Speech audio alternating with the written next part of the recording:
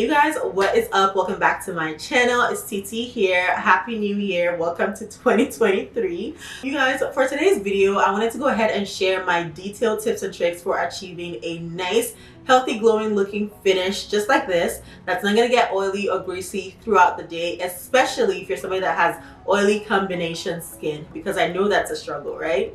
If you've been following me for a while, you know that my makeup has evolved a lot over the years, and one of the main things that have also evolved is what like my finish looks like my base looks like. And so this is where we're at right now. If you want to find out how you can incorporate some tips into your routine to probably replicate something that looks like this, then you're in the right place. You want to stay tuned and keep on watching. So let's just go ahead and jump straight into the video.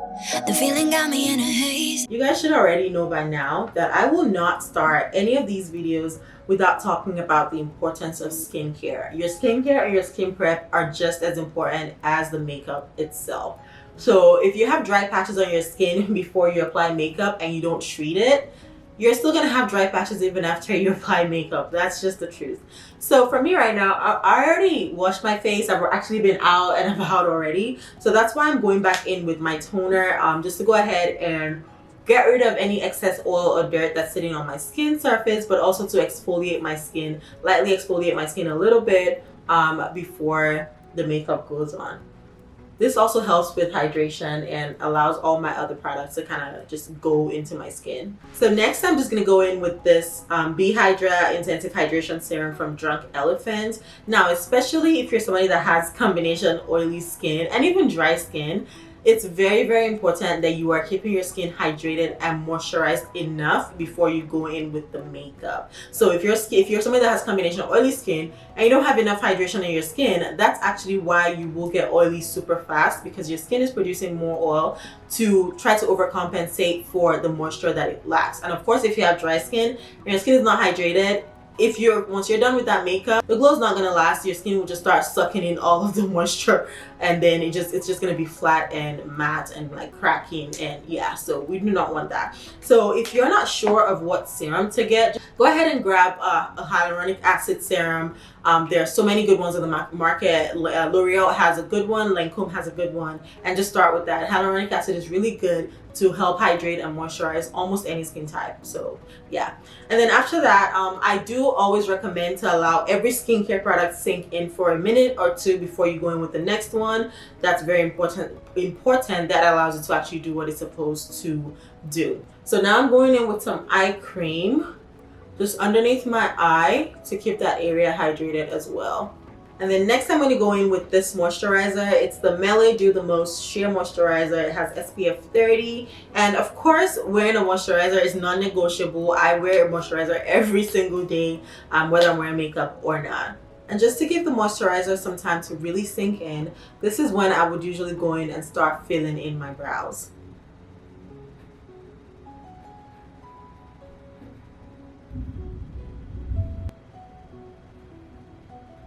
Okay, so brows are filled in. Now I'm going to go in with my primer, and I love the Milk Hydro Grip Primer for this finish. So if you haven't tried it, definitely go ahead and check it out. The e.l.f. Power Grip Primer is a good dupe. But so the way I apply my primer too, I feel like it plays a major part in like how my makeup looks. I always like to spread out my primer on my skin, especially with this primer, because it's really a primer that's supposed to grip on your makeup. And so I'm not gonna go ahead and like melt it into my skin like I did with my moisturizer or my serum.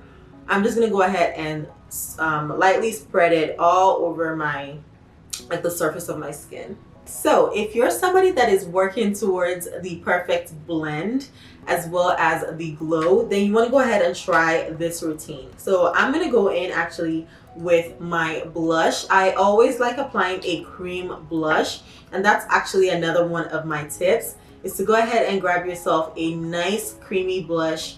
And this really helps. Honestly, most times I don't even wear a shimmer highlighter like on my cheekbones anymore, because my skin is just naturally glowing, and I know the blush also has something to do with that.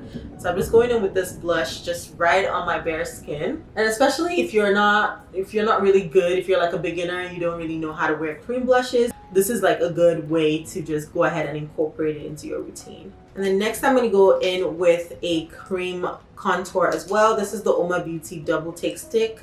And honestly, this routine that I'm showing you guys, this is my fail-proof glowy skin routine. Like every single time I do this one, I already know that it's gonna be a special day. So I always do this honestly like when I have someplace to be and it's just something, I need something that's just like blah blah boom. So yeah, just go ahead and contour it before you apply your foundation as well. Okay, so my face is contoured. I applied my cream blush. Now it's time to go in with foundation, and I'm actually going to be using a matte foundation. So one of the main things that I learned that really helped move my base from like the matte and flat to like a nice glowy balance is to actually think about the products that I'm using and balance them out. So I already went in with of course I hydrated my face, I wore moisturizer. Then I went in with the hydrating primer. I have combination oily skin, so honestly it would be doing too much if I go in with a hydrating foundation over all of this right now. So now I'm going in with a matte foundation and I'm just going to go ahead and apply it to my face. Another tip is actually how I apply it. So I already have this base here that's like a solid base for the makeup that's going on it. So let's say I go in with a stippling brush like this and I apply my foundation and I go ahead and start swirling and swirling.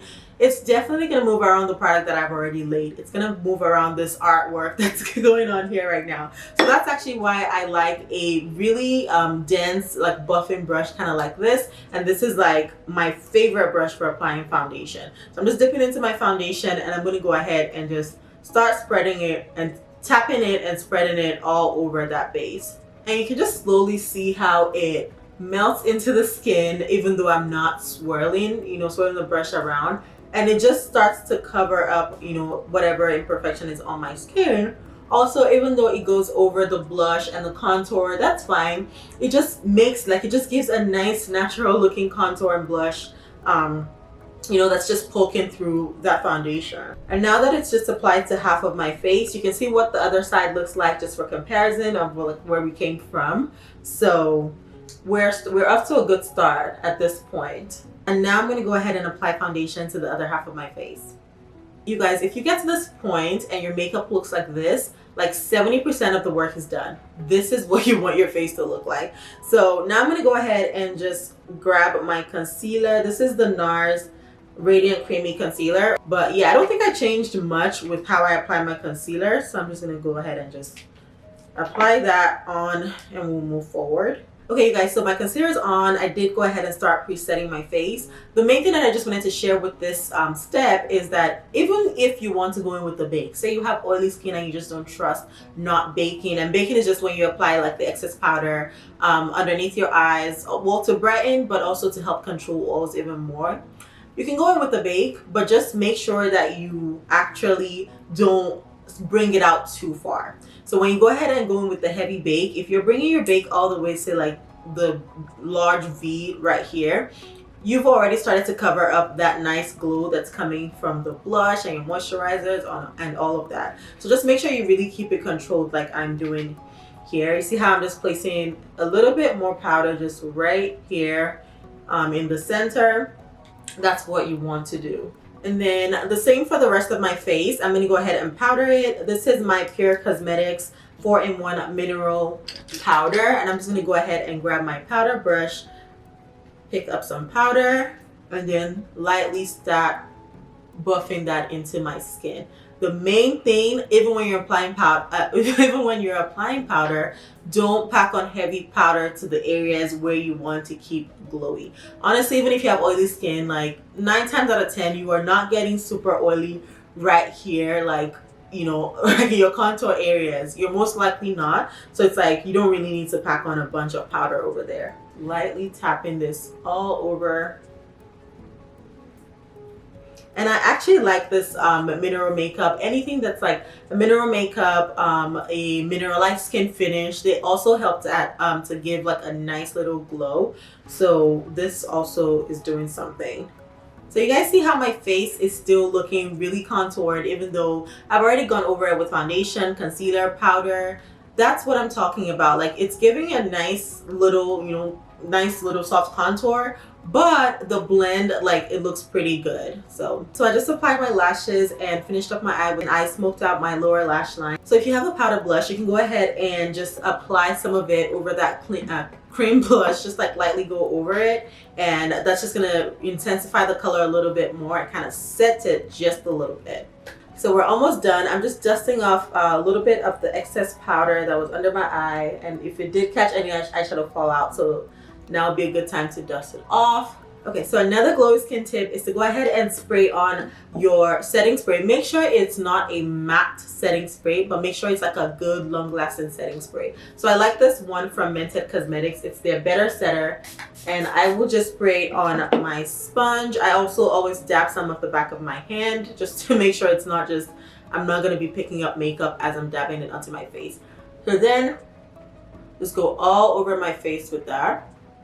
Doing this step is actually good for a lot of reasons. One, it will help you set some hard to reach areas that even if you sprayed on your setting spray, it probably wouldn't touch it, like directly under your eye right here. It also helps just melt everything together, kind of like one final step. So it definitely does a lot of good to just go ahead and do this step anyways. At this point, this is my face, absolutely no highlighter at all. But now I'm going to go ahead and grab this Sephora Micro Smooth palette, and I'm just going to go ahead and grab this shade right here, and I will just go ahead and apply the highlighter to my chin, my forehead, the bridge of my nose. That's it. And use a fluffy brush when you're doing this, because that's what's going to keep it nice and soft.